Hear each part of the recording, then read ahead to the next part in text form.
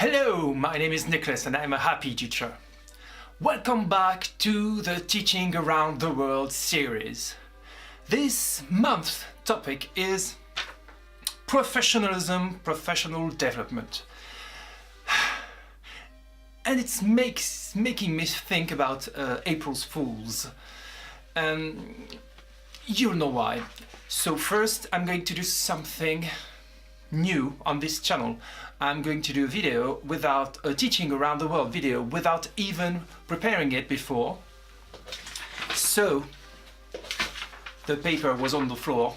So I'm doing something quite unedited, almost unedited, because I know myself, I know that I can't just give a video like this, all improvised and whatever. So what is Teaching Around the World? Teaching Around the World is a collaborative tag between 3 teachers, Emerging Educator in the US, Life in Kafupaland in Australia, and myself. And it was only the 3 of us in the very beginning, and then month after month more teachers came with us. So I will link in the description box all you need to know about them. And thank you so much for being with us each month. It means a lot and it's wonderful. This is internet, this is international, this is fabulous. Let's go. So, did I say that I'm Nicholas and I'm a happy teacher? I don't know, maybe I haven't, but this is where I am, and I'm French, as you can hear. So, let's go. Professional development. This is quite funny because, well, I'll tell you later. Question number 1. How often is professional development opportunities available to teachers? So, in France, we are all civil servants. So, professional development is organized by administration, by the rectorat. So, and this is a group of teachers who are formateurs. I don't know how you call them, maybe trainer teachers. I am one of them. And from my point of view, we have meetings as trainers and we choose a subject or 2 and we work in small groups about these subjects. It can be how to work with mistakes, how to do escape games, serious games. It can be how to work French while teaching science, these subjects, and then we think about it, we work together, and then we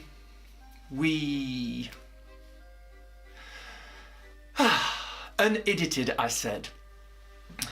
And then we do a professional development for other teachers.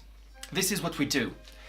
So, and from the other point of view, you can choose on the website with which professional development you want to go to. So you choose, there's a list and you choose. It can be something related to your subject, or it can be something related to education, pedagogy in a more general way. That's it. And you choose. And you have to subscribe till October. And after October, it's too late. Maybe if you write an email or 2, you can go to a professional development, but you have to subscribe first if you do it the right way. So how often? It depends on which professional development you choose. Voilà. And you can do it maybe 3 times a year, once, twice. It depends. And the principal can say no. No, you can't go there. He can, but if you're missing too many days of school, he can't say no. He or she can say no. It doesn't happen a lot, but sometimes it happens. Even if you are a trainer teacher, I mean someone who does the professional development, who organizes the professional development. The principal can say no. It happens to a friend of mine and it's awful. She's brilliant and she just can't go to our meetings because her principal says no. That's just a nonsense. Never mind, it happens. 2. What is the required professional development for teachers?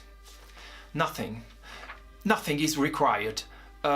You go if you want to, and if you don't want to, you just don't go.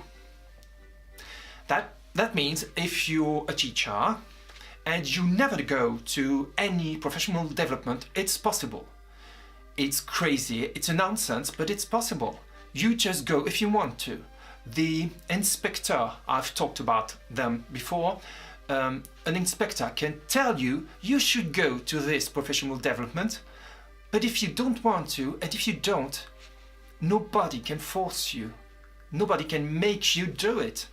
It's your choice and your responsibility, obviously. And if you don't do it, but you don't do it. 3. How is Yes, that's it. 3. How is professional development tracked? For the same reasons, it's not. It's not at all. It's not tracked. You're absolutely free. We are civil servants, so we can do whatever we want. The difficult thing is to pass the competitive exam. When it's done, it's done. So you can't be forced to do it. There's no pressure on you to do it. So it's not tracked. The truth is that if you go on the internet, online, to your profile, to your teacher profile on the internet, you see all the professional development you've been to. So the inspector can see that you haven't gone to any professional development for a long time. But that's it. He can't do anything about it.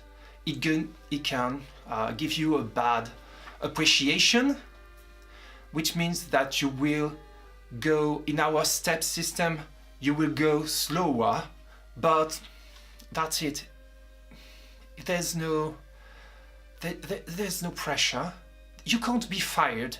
So if you can't be fired, why bother? This is the state of mind of some of the teachers in my country. Not a lot of them, but it happens. It happens. 4.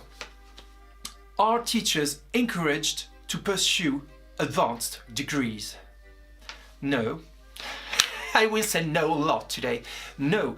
We are not encouraged in anything. Once the competitive exam passed, we are considered to have the highest degree. So there's no money for getting higher degrees. It gives you quite nothing specific. It will grow your mind. You will be a better teacher. You will be a better teacher. You will know more about your skills, about your craft, but it doesn't matter at all in a not a professional way, but it doesn't matter if you want to be paid more, or if you want more money, or if you want to go higher in our step system. It won't do anything about it at all. So we're not encouraged at all. That was a great sound. Not at all. 5. Is there financial assistance for pursuing an advanced degree? Is there financial assistance for pursuing an advanced degree? Not at all either.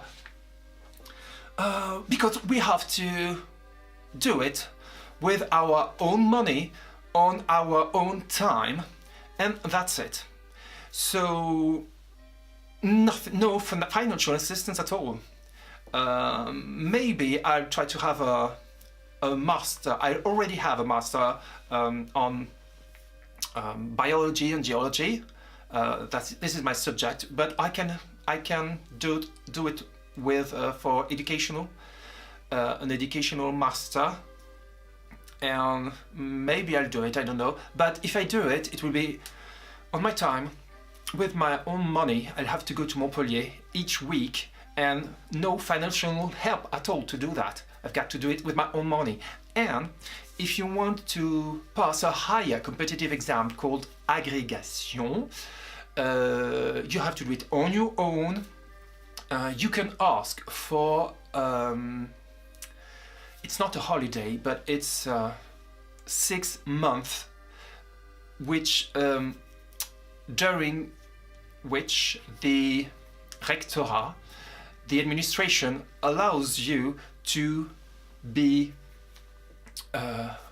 off your school. It doesn't make anything. Woohoo! It doesn't make any sense at all. I mean, you have 6 months, you don't work at your school, and during this time you can prepare yourself to pass a higher competitive exam called the agrégation. But during 6 months you're paid 80% of your current salary, and you have to go to Montpellier to have some lessons. You've got some things to learn, and then you pass or not the competitive exam, and this is on your own. So you earn less money, you have to go to Montpellier, and if you can have or fail, pass or fail the competitive exam, this is what happens. So we're not helped at all. 6. What methods are used to deliver professional development? Online, conference, etc. Well, there are a lot of different methods. Most of the time it's not online. You've got to go to a specific school of your area, which it can be quite far. It can be 100, 200 kilometers away from where you live. It can be really far away because there aren't a lot of professional development. So the important professional development, you can have an online, it can be an online conference. So this is for the global big professional compulsory professional development, when you've got a new curriculum going on. So there you have an online conference with the inspector, and the inspector, they are both women in Sciences de la Vie de la Terre. They explain to you everything. So it's online, it's compulsory, and it's not that far. But if you choose a specific professional development, it can be anywhere in the academy, the area of France where on which we depend as civil servants. So it's quite big. It's really, really big.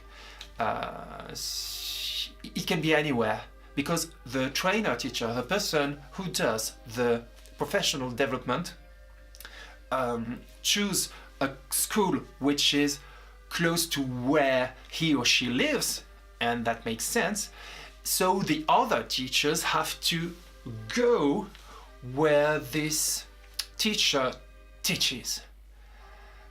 This is a lot of road, and I'm sorry if I look out of breath. It's because I'm trying to think quickly, to speak quickly, and I'm so sorry if it doesn't mean anything. But that's it. Well, this is all the methods. In a classic way, maybe classic is not the word, it's not the word. In a more, what is usually done is that we write an email to the teachers who wants to do the professional development, and we ask them what they expect from us. So we send emails, they answer back saying we want this, that. Okay, so we try to work with all their questions, And then we asked them to bring some lessons too, some worksheets from their students, some notes. It all depends about the subject of the professional development, and then they come with all the material or not, so we have to bring our own material. And then we work. In the morning, this is something more theoretical, and in the afternoon we work in small groups to produce something that the teachers can take with them when they go back home.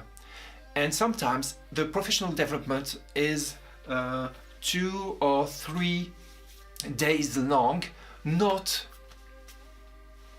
à la suite, not in a row, but in different times. So it's 1 month, 1 day, and then the next month or 2-3 months later we come back together, we try to analyze what worked, what didn't work, and then we try to find some solutions.